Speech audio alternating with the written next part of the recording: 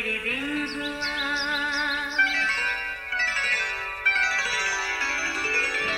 نیا پھر دن ہوا، پرانی رات کا کرے سو شکر ہم خدا کی ذات کا، خدا کی ذات کا نیا پھر دن ہوا۔ آج کی آیت، اور یوسف کے آقا نے اس کو لے کر قید خانہ میں جہاں بادشاہ کے قیدی بند تھے ڈال دیا، سو وہ وہاں قید خانہ میں رہا۔ پیدائش 39 باب 20 آیت۔ عزیزو، آج یعقوب جس کو خدا نے بے پناہ برکت دے کر اسرائیل کا نام دیا تھا، وہ اکثر اپنے ماضی کو یاد کر کے شکر گزار ہوتا کہ کس طرح اس کو خدا نے سنبھالا۔ وہ اپنے حال سے بھی مطمئن تھا، مگر آج وہ تنہا بیٹھا اپنے بیٹے یوسف کے خوابوں کو یاد کر کے حیران اور پریشان ہو رہا تھا۔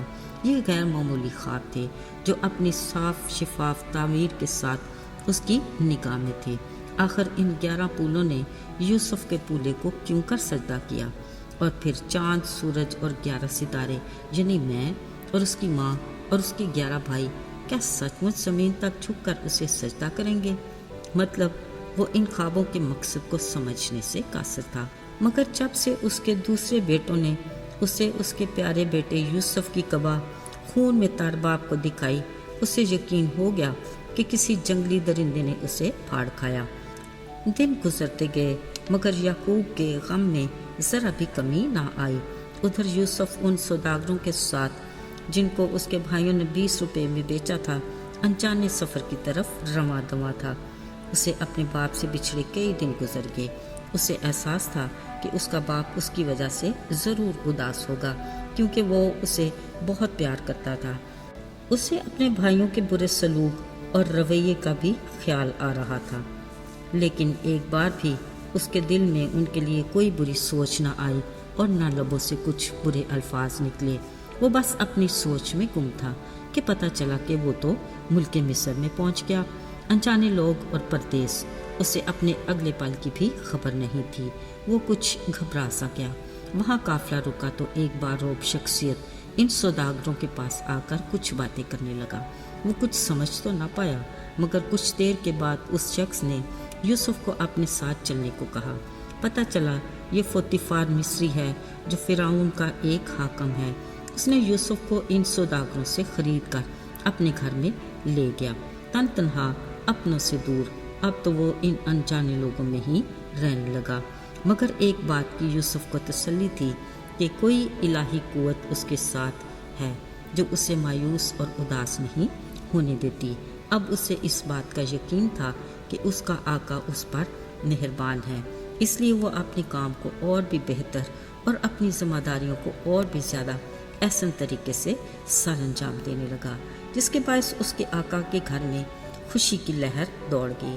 اسے خود بھی محسوس کیا کہ وہ جس بھی کام کو ہاتھ لگاتا وہ بہتری کی طرف ہی جاتا، اور اس کا آقا اسے ایک نئے یقین کے ساتھ خوش ہوتا۔ لہٰذا دھیرے دھیرے یوسف اس کے پورے گھر کا مختار بن گیا۔ کلام مقدس میں لکھا ہے کہ یوسف خوبصورت جوان تھا، خدا ہر پل اس کے ساتھ تھا۔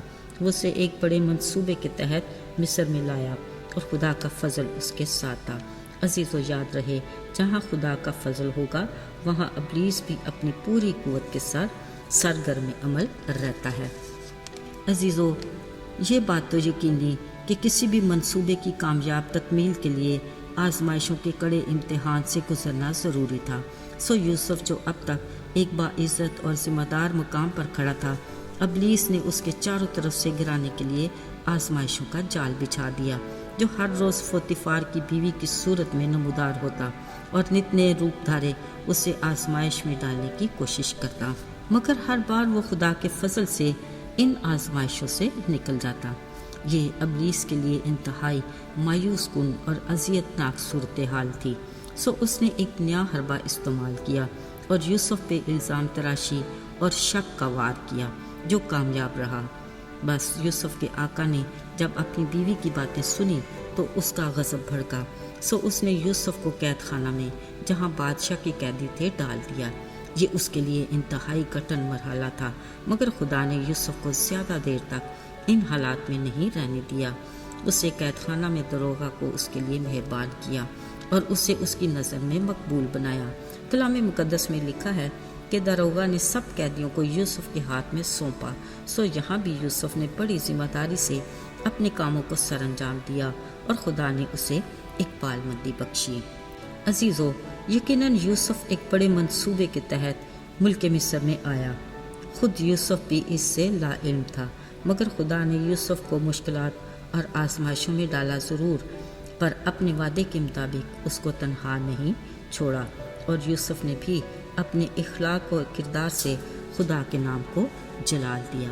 بلا شبہ یوسف کی زندگی ایک مثالی نمونہ ہے، جس کی زندگی میں کافی دور تک مشکلات اور آزمائشوں کے سلسلے رہے، مگر وہ فروتنی سے خدا کے قوی ہاتھ کے نیچے رہا، اگرچہ اسے اپنے اگلے پل کی بھی خبر نہیں تھی، مگر وہ اس آس اور امید اور یقین کے ساتھ کہ خدا ضرور اسے ایک نہ ایک دن سرفرازی دے گا، اپنی ذمہ داری کو نبھاتا رہا۔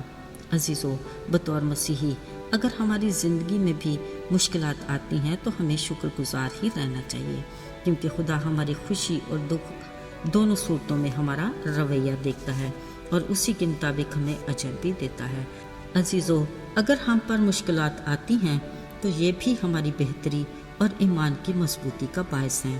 ہمیں بھی داؤد نبی کی طرح صبر اور شکر کرنا ہے اور کہنا ہے کہ اچھا ہوا جو میں نے مصیبت اٹھائی تاکہ میں تیرے آئین سیکھ سکوں۔ آئیے دعا کریں۔ اے قادر مطلق خدا، تو کس قدر رحیم اور مہربان ہے، تو ہمیں ہر بار نیا موقع دیتا ہے اور اپنے بڑے فضل کی بدولت نئی زندگی عطا کرتا ہے۔ ہم اپنی مشکلات میں گھبرا کر تجھے پکارتے ہیں، پر اپنی خوشیوں میں تیرا شکریہ ادا کرنا بھی بھول جاتے ہیں۔ آج ان سب عزیزوں کو جو ہمارے ساتھ تیرے حضور میں سرنگوں ہیں برکت دینا اور اپنے میں محفوظ رکھنا، یسوع کے مبارک نام میں آمین۔